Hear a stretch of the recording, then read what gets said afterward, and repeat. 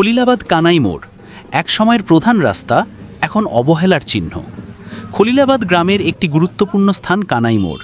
কেন এই তিন রাস্তার সংযোগস্থলকে কানাই মোড় বলা হয় তা স্থানীয় অনেকেই সঠিকভাবে জানেন না। তবে এইটুকু স্পষ্ট যে এলাকাবাসীর জীবনযাত্রায় এই মোড়টির রয়েছে এক গুরুত্বপূর্ণ ভূমিকা। প্রতিদিন সকালে ও বিকেলে গ্রামের মানুষ এই মোড়ে এসে নিজস্ব জমিতে উৎপাদিত তাজা সবজি বিক্রি করেন, আবার অনেকেই এখান থেকেই নিজেদের প্রয়োজনের সবজি কিনে নেন।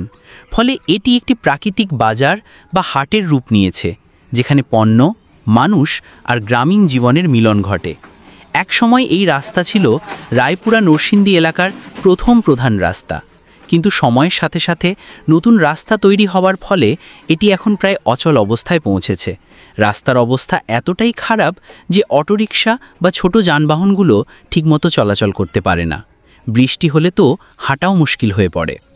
এই রাস্তাটির বর্তমান দুরবস্থার কারণে এলাকার কৃষক, হাঁটুরে এবং সাধারণ যাত্রীরা প্রতিনিয়ত ভোগান্তিতে পড়ছেন। স্থানীয়দের দাবি, রাস্তার দ্রুত সংস্কার ও এই মোড়কে একটি স্বীকৃত হাট হিসাবে গড়ে তোলা হলে এর অর্থনৈতিক গুরুত্ব আরও বাড়বে এবং এলাকাবাসী উপকৃত হবেন। কানাই মোড় হতে পারে একটি স্থায়ী, পরিচ্ছন্ন ও সংগঠিত স্থানীয় বাজার। দরকার শুধু একটু নজর ও পরিকল্পিত উন্নয়ন।